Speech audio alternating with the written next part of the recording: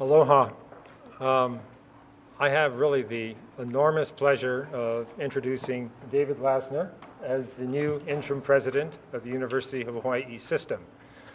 David is an enormously talented individual. He's been with the university for about 30 years, starting at he's been here, he's seen the whole system from top to bottom. His heart is with this university. He will serve this university with all his capabilities, and I am absolutely confident he will pave the way for the next president. With his appointment as interim president, the board will fully turn its attention now to seeking and finding a permanent president, and we hope to do that as quickly and in the best way we possibly can, so we have someone here who will fit our needs and take the university forward in the future. So thank you very much, and David, could you please? Thanks. I think most of you were in there and heard my remarks. I'll just say I am incredibly honored to be asked to do this duty for an institution that's been my home since 1977. So I guess we would be glad to take questions. I guess first of all, sir, how do you plan to move the university forward, especially moving past some of the rocky issues that the university has faced publicly in the news and everything? Move us forward and get past the one blunder and other issues. Well, I'm sure hoping some of you folks will help. I think the university does a bunch of wonderful things. We graduate students, we do great research. We're working hard to improve the lives of people in every community. And that's what I hope to spend most of my time focusing on. That said, I think we have to be straightforward.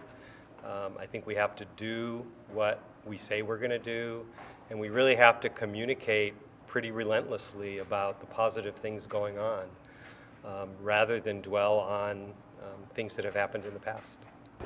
David, I have to ask about College Hill. I know it's not ready, but would you like to use it? Was it offered? And what are your thoughts on going forward? Should it be offered to the new president? I will not live there, and I have no housing allowance. I have not engaged myself in the planning around it. I know it's under repair to just make it safe for any function at this time. And that's something I would look at moving forward. But if the opportunity arises, would I move in? Yeah. No. You would not. And do you think it should be offered to the next permanent? I don't have a view on that. I have to ask, since we talked Sure. last, we were Yes. talking about the tech center. Yes. You're taking on now additional duties. How's that going to work? Because you're trying to push for a lot of things to happen in the fall. So one of the conversations that I had with the board before accepting this appointment was our mutual agreement to appoint an interim IT CIO, VP for IT and CIO. And how soon will that happen? Could be as soon as August. And you feel pretty confident that that's going to come together without major issues? The building? Yeah, since you're not The appointment? going to be overseeing the... Oh, absolutely. Absolutely. How long do you expect to be in this position? We're saying 6 to 12 months. It really depends on the search, who they locate, and whether that person's immediately available or needs to relocate. Considering your qualifications and the glowing reviews everybody gave to you, I know they said they don't want to give a leg up to you or the interim president, but should we consider I will not be applying for the permanent presidency.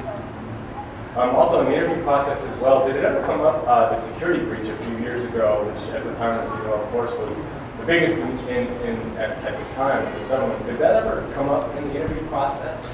I had a lot of conversations with the board as that was ongoing. I would probably characterize the situation pretty differently than the way it was characterized by the blogger who was quoted and the media. No, I think the board was pretty familiar with what I had done. Just to summarize, there were breaches in different parts of the university system on different campuses, and none of them were actually in our central IT shop.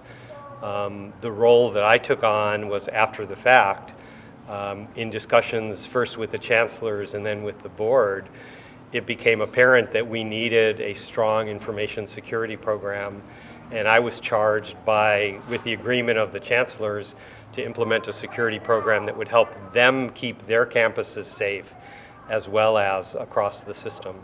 And that's what we've done over the past couple of years, and so far so good. And you learned from the university? Oh, obviously. To be honest, and I'd be happy to pass on to anybody, the characterization by someone of UH as being an F is one individual's assessment. That isn't necessarily an industry perspective, nor was it based on a rating, any kind of objective rating of all universities or even all organizations. And how would you like to address other projects in the past? Buzzio, we lost money there with that project. I think we lost the Maui supercomputer contract. How would you like to address those Sure. issues? So the Buzzio project was I'm actually quite proud of the University of Hawaii and the state of Hawaii on that. We made a concerted, with the support of the legislature, the board, the administration, and even the governor, we attempted to do something that no one had ever done before, and it did not succeed. That is not a failure of any one person. That was an agreement to take risk, and government is often criticized for being unwilling to take risks. And the nature of risks is not every one of them works out. So I'm very sorry it didn't work. We picked up the pieces after that, and we have now implemented a statewide student information system that is a big part of how we can help students advance between and across the campuses. And it cost more than what we had hoped we would spend through the risk approach, but ultimately it was something that the university had to do. And I'll tell you a story that actually made me really appreciate my colleagues in administration. So we had a project that didn't work, and we still had a requirement to get a new student information system. And we were sitting around upstairs a couple presidents ago, and so it was time to pick up the pieces and say, we still need a student information. What should we do? And people looked to those of us who had been most involved with that project. And one of the executives in the room said, well, why would we ask them? They're the ones who didn't succeed last time. And everyone else in the room said, yeah, but they learned all the lessons. And we moved ahead, and we got a system in on time, on budget, that still serves the university well. And the Maui supercomputer? So this is extremely competitive. So we won the Maui supercomputer contract from an incumbent in 2001, and we faced aggressive competition from the corporate sector. Universities almost never compete head-to-head against corporations, and this time around, we were not selected. And you've served under a number of presidents. You've been to a lot of board meetings. What do you want to accomplish going forward in this 1 year? You know, knowing the criticism, you know, about arrogance and the lack of transparency, what would you like to accomplish in this year going forward?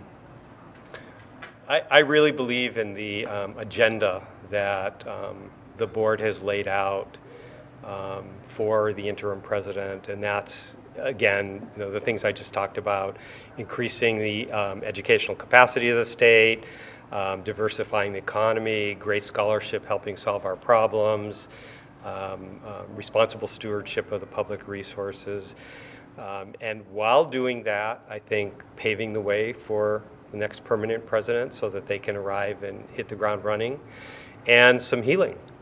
And I think we do have healing to do. That probably starts with listening and establishing trust that people's concerns were heard. It's impossible to satisfy every concern of every stakeholder. They conflict, and some of them aren't necessarily the best path forward for a statewide University of Hawaii system. But we have to listen and care, and then move ahead and communicate pretty relentlessly.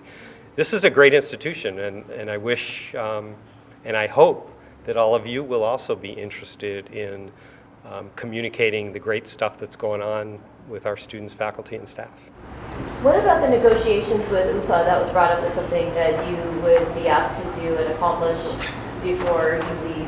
What are your thoughts on that? I'm absolutely not ready to comment on that.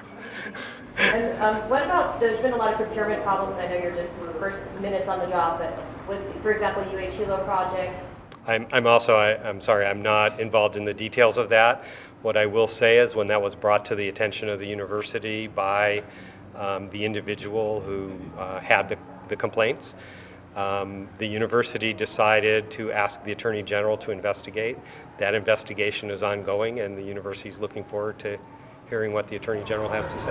Ryan Manai's been on leave, I think, for 5 months, and I believe it's paid leave. Is there any word on when that will be decided? Because the taxpayers are kind of funding his break here. I don't have anything I can say about that. Okay. The Regents talked about something that would be key would be your ability to, mend relationships, especially at the Capitol. Do you have standing relationships there, or how would you characterize your? I have good relationships with the people that I have worked with, and I have many new relationships that probably need to build. I suspect you'll be checking around to see what people there have to say, so let me know. Do you have any mentors on all the presidents that you served under? One of the great things about being around this place this long is I've gotten to learn from everybody, and they've been really different. And one of the things you learn is what people do and how certain behaviors that you think really work, and others that you kind of look at and you say, well, that didn't work so well. And so I'd say I learned from all of them different things, and some of it is style too, that I could look at what somebody has done, say, that works for him, but that probably wouldn't work for me. I'm probably not like any of the other presidents. What is your biggest accomplishment that you think you've had at the university in your 37 years? Wow.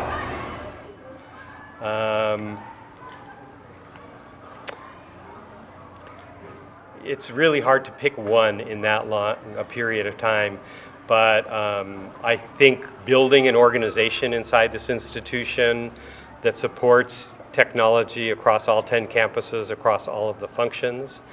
I think establishing the distance learning program through which literally hundreds of students, with my colleague, none of this is me alone, but getting us going with distance learning on a statewide basis where we have literally hundreds of students who are earning degrees from campuses on other islands.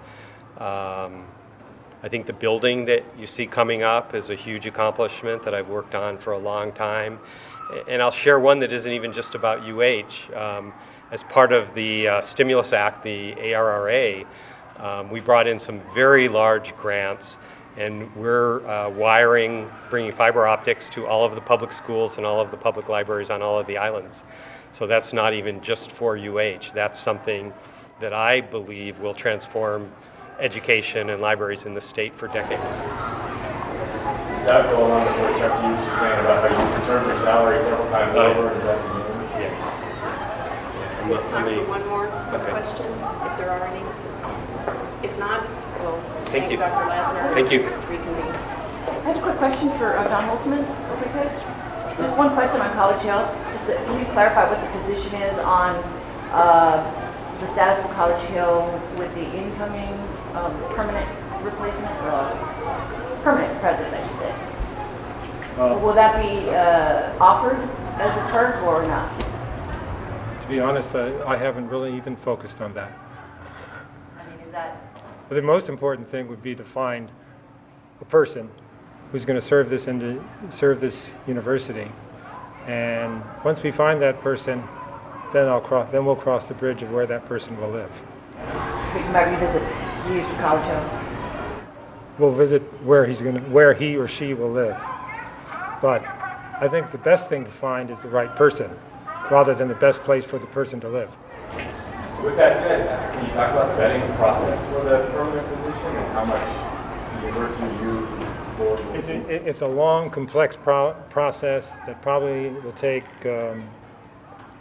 probably a good 6 months or more. And